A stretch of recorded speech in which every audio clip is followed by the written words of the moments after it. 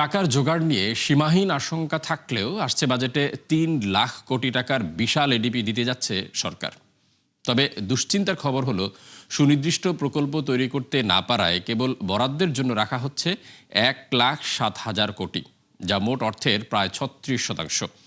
আর এই টাকার বেশিরভাগই স্বাস্থ্য শিক্ষা খাতে, যারা বরাবরই ব্যর্থ প্রকল্প বাস্তবায়নে।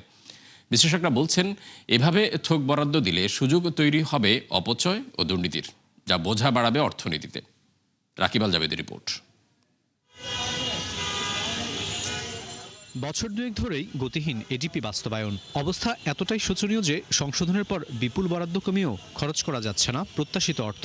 পরিকল্পনা মন্ত্রণালয়ের হিসাবে চলতি অর্থ বছরের ৯ মাসে ব্যয় মাত্র ৭৫,০০০ কোটি টাকার খানিকটা বেশি, যা স্মরণকালের মধ্যে সবচেয়ে কম। অথচ নিজেদের প্রথম বাজেটেই তা আকাশে তুলতে চায় বিএনপি সরকার। তথ্য অনুযায়ী আসছে ২০২৬-২৭ অর্থবছর এডিপির আকার হতে পারে ৩ লাখ কোটি টাকা, যা চলতি অর্থবছরের সংশোধিত বরাদ্দ থেকে বাড়ছে রেকর্ড ৩৩%। তবে শঙ্কার খবর হলো বিপুল বরাদ্দের বিপরীতে সুনির্দিষ্ট প্রকল্প তৈরি করতে পারছে না সব মন্ত্রণালয়। ফলে এর প্রায় ৩৬% বা ১,০৭,০০০ কোটি টাকা চাওয়া হয়েছে থোক বরাদ্দ হিসেবে, যার কঠোর সমালোচনা করেছেন এই বিশ্লেষক। আমাদের অতীতের অভিজ্ঞতায় কিন্তু বলে যে এখানে সমন্বয়হীনতা এবং গুড ভ্যালু ফর মানি দুইটারই একটা অভাব ছিল।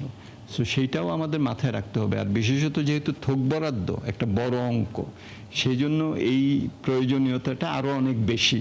অর্থেরও অপচয় হবে, জনগণও যেটা নাকি এই অর্থটা ব্যয় করলে তারা পাওয়ার একটা দাবি তাদের আছে এবং পাওয়ার একটা অধিকার তাদের আছে, সেটাও আমরা করতে পারবো না। থোক বরাদ্দ যদি অনেক বড় আকারে রাখা হয়, সেটার খুব স্ট্রিক্ট মনিটরিং ক্রাইটেরিয়া কন্ট্রোল যেগুলো না থাকে, তাহলে থোক বরাদ্দের অ্যাবিউজ হতে পারে, এটার অপব্যবহার হতে পারে। এবং আরেকটা হলো, এই খুব বড় হলে আমাদের দেশের মন্ত্রণালয় বা বিভাগগুলোর বাস্তবায়ন সক্ষমতাটা খুব লো।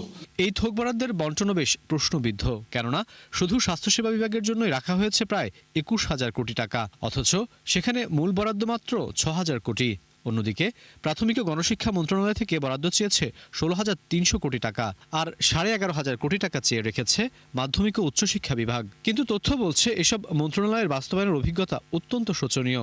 সবচেয়ে আশ্চর্যের তথ্য হলো, বিশেষ প্রয়োজনে উন্নয়ন ও সামাজিক উন্নয়ন সহায়তার জন্য চাওয়া হয়েছে ২৮,০০০ কোটি টাকা, যার উদ্দেশ্য ও প্রয়োজনীয়তা নিয়ে রয়েছে প্রশ্ন।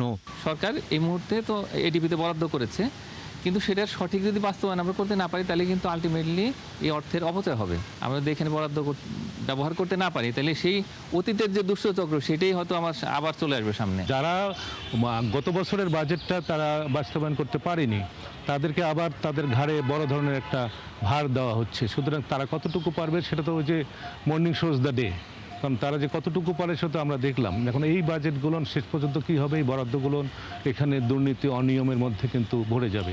এটা বাংলাদেশের ট্রেন্ড, তো এটা আমরা দেখছি, মানুষগুলো তার বদল হয়নি। নতুন অর্থ বছরের শীর্ষ ৫টি খাতে এডিপি বরাদ্দ থাকছে ১,৮৬,০০০ কোটি টাকা, যেখানে সবার উপরে পরিবহন ও যোগাযোগ। এরপরই প্রথমবারের মতো দ্বিতীয় ও তৃতীয় অবস্থানে রয়েছে শিক্ষা ও স্বাস্থ্য খাত। রাকিব আল জাবেদ, ৭১, ঢাকা।